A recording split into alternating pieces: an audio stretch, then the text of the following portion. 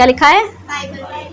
ठीक है, मसीह के नाम। बाइबल में मसीह के नाम और पदवियां। यीशु मसीह को बाइबल में जो नाम मिले हैं और जो पदवियां मिली हैं। आपको पहले चित्र में दिखाया गया है कि परमेश्वर, एक हाथ है बड़ा सा जिसमें दिखाया दे रहा है कि हाथ में क्या है? बाइबल है। और ये जो बाइबल जो हमारे और आपके हाथों में है, ये इतनी महत्वपूर्ण है।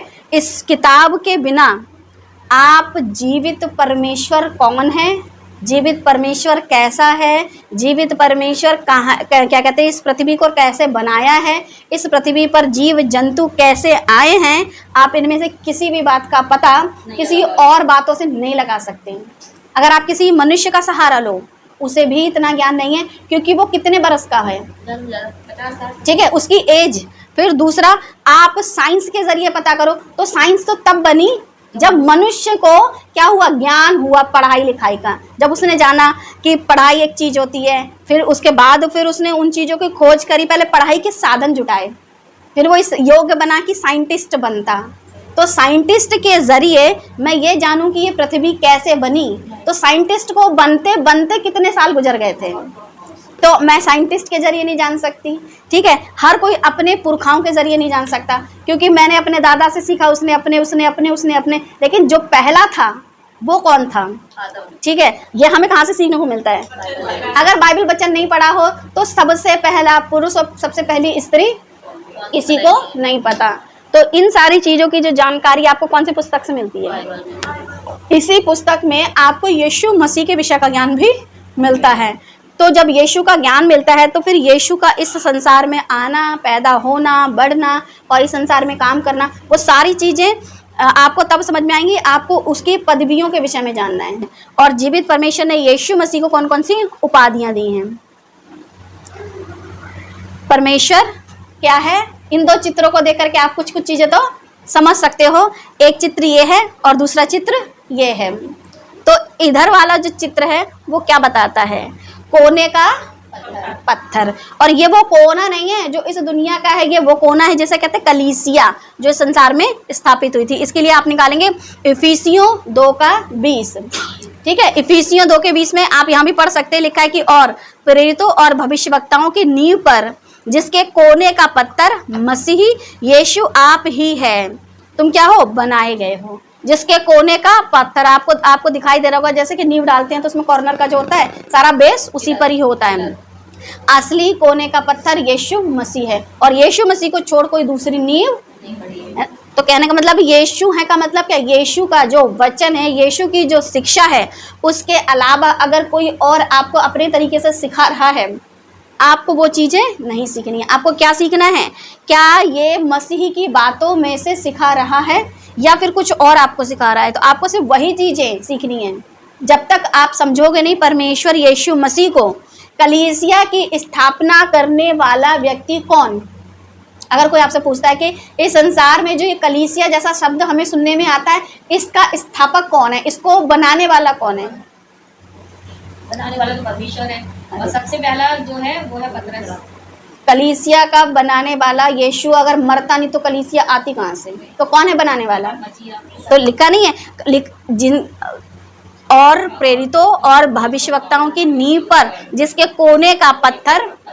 अगर मसीह नहीं मरता तो कलीसिया कहीं से उत्पन्न होती?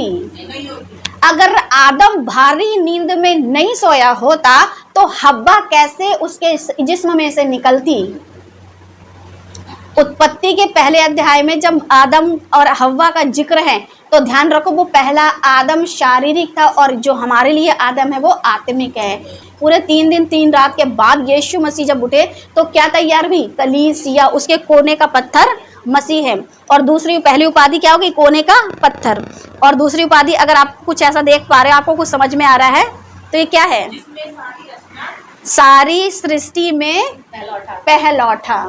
सारी सृष्टि में पहलौठा परमेश्वर पिता और पुत्र, जिसका आप ध्यान से अगर देखो तो सर पे कांटों का ताज ऐसा कुछ जिसने भी क्रिएट करा उसने इस चीज को बताया, पर सारी सृष्टि में पहलौठा। इस दुनिया में सबसे पहले अगर कोई है तो कौन है वो? प्रभु यीशु मसीह। लिखा कुलूसियों 1:15 में लिखा है, पुत्र तो अदृश्य परमेश्वर का प्रतिरूप और सारी सृष्टि में पहलौठा है। पुत्र कौन? यीशु मसीही परमेश्वर का क्या है? प्रतिरूप। आपने अगर परमेश्वर को नहीं देखा, अगर आपने परमेश्वर को नहीं जाना, यीशु मसीह के विषय में जान लो, सेम टू सेम परमेश्वर वैसा ही है, क्योंकि लिखा है प्रतिरूप, बिल्कुल वही। और जिन्होंने उन दिनों में यीशु मसीह को नहीं, क्या था वो कि हमें पिता को दिखा दे, फिलिप्पुस ही था, बोलता हमें पिता को दिखा दे, तो वो क्या था? जिसने मुझे देखा उसने पिता को देखा। तो यीशु मसीह को देखने वाले ने किसको देखा? जिसने पृथ्वी को बनाया। तो पहला कोने का पत्थर और दूसरा क्या है? सारी सृष्टि में पहलौठा। ये है परमेश्वर यीशु मसीह को मिले अधिकार।